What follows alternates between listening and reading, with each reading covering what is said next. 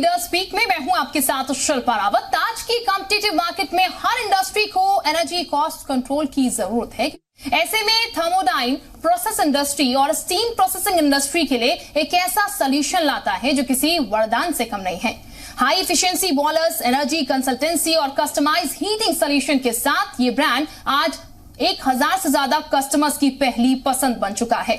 तो आज हमारी खास चर्चा में बात करेंगे थर्मोडाइन इंजीनियरिंग सिस्टम के सीईओ डॉक्टर अश्विनी सेठिया से, जिन्होंने एनर्जी सेविंग इक्विपमेंट के क्षेत्र में एक नया आयाम स्थापित किया है। अश्विनी सेठिया साहब, आपका बहुत बहुत स्वागत है हमारे खास शो में।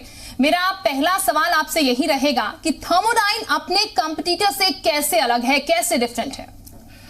थर्मोडाइन एक मिशन पर काम कर रही है। देश में बढ़ते हुए फ्यूल को देखते हुए हम लोग फ्यूल सेविंग व एमिशन कम करने के मिशन पर काम कर रहे हैं। इसके लिए हमने लगातार नए नए मॉडल्स डेवलप किए हैं।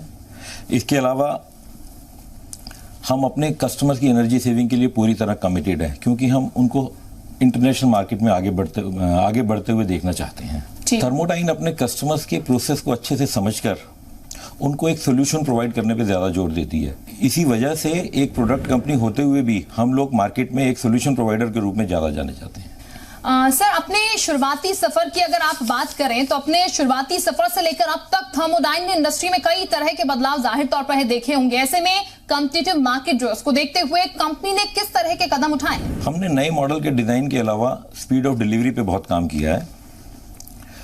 हमने बेस्ट प्रैक्टिसेस पे से सीख कर अपने क्लियर वर्क इंस्ट्रक्शन तथा एफिशिएंट सिस्टम्स पे काम किया है, क्योंकि हमने देखा अगर हमारे सिस्टम्स एफिशिएंट हैं तो कंपनी का कोई भी व्यक्ति अच्छे से सर्विस दे पाएगा और अपने कस्टमर्स का ज़्यादा लाभ पहुंचा पाएगा। इसके अलावा हमने देखा कि इंडस्ट्री में पहले एनर्जी अवेयरनेस बहुत कम थी। जैसे जैसे ये बढ़ी, लोगों ने हमारी इस मजबूती को पहचाना है और आने वाले समय में हम पिछले कुछ सालों में हमें बहुत अच्छे से अपनाया है। आपकी कंपनी किस तरीके से एनवायरमेंट फ्रेंडली प्रोडक्ट्स पर काम कर रही है? इसके लिए हमने बहुत सीरियस काम किया है, क्योंकि हमने ये पाया कि इंडस्ट्री में कई बार फ्यूल जलाने की आवश्यकता ही नहीं होती, क्योंकि उसी इंडस्ट्री में कई जगह पर एनर्जी वेस्ट जा रही होती है या हीट वेस्ट जा रही होती है और वहीं पर ही कई जगह हीट की आवश्यकता होती है। ऐसे में अपनी हीट को ठंडा करने के लिए हम एनर्जी लगाते हैं तथा दूसरी तरफ बॉयलर में फ्यूल जलाने के लिए एनर्जी लगाते हैं। इन दोनों की आवश्यकता नहीं है। यदि हम ऐसे में हमारे हीट रिकवरी बॉयलर्स इंडस्ट्री के लिए एक वरदान स्थापित हुए हैं। इसके अलावा हमने कंडेंसेट रिकवरी में बहुमूल्य काम किया है, क्योंकि अगर हमने ये पाया कि अगर हम स्टीम के कंडेंसेट को अच्छे से प्रेशराइज स्टेज में रिकवर करके वापस बॉयलर में फीड कर पाएं तो इससे 25 से 30% फ्यूल की सेविंग होती है तथा अप टू 95% पानी की सेविंग होती है। इसके अलावा हम लोगों ने बायोमास बॉयलर्स पे काम किया है तथा हम लोगों ने इलेक्ट्रिक बॉयलर्स भी डेवलप किए हैं। आप देखेंगे कि इलेक्ट्रिक बॉयलर्स में ना तो फ्यूल स्टोरेज की आवश्यकता है, ना ही कोई एमिशन है। ये भी एक आने वाले समय में इंडस्ट्री के लिए बहुत ही अपनाई जाने वाली चीज़ है। बिल्कुल। सर, बॉयलर एक्ट की जब हम बात कर रहे हैं, बॉयलर एक्ट को लेकर थोड़ा सा समझाएगा। बॉयलर एक्ट क्या है आखिर? इंडिया में बॉयलर इंडियन बॉयलर रेगुलेशन या IBR के अनुसार बनाए जाती हैं, जिसमें बॉयलर की सेफ्टी का बहुत ध्यान रखा जाता है।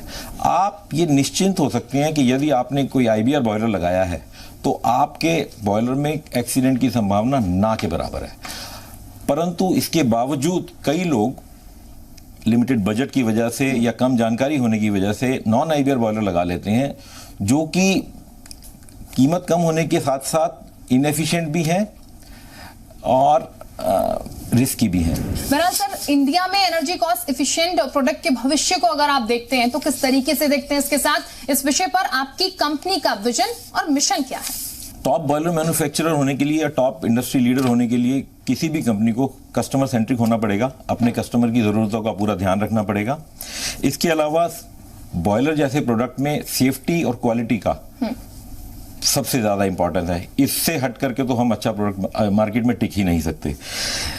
इसके अलावा कंपनी को बड़ा होने के लिए एफिशिएंट सिस्टम्स तथा स्पीड ऑफ डिलीवरी पे भी ध्यान देना पड़ेगा। बिल्कुल, ये तमाम चीज़ें हैं जो कि हमें सर बता रहे थे सेठिया साहब कि किस तरीके से पावर इंडस्ट्री में, प्रोसेस इंडस्ट्री में जो है आप जम सकते हैं, तो थर्मोडाइन का आप इस्तेमाल कर सकते हैं यहाँ पर। बहरहाल बहुत शुक्रिया सर आपका हमारे साथ जुड़ने के लिए, बातचीत करने के लिए। धन्यवाद। Thank you for having me.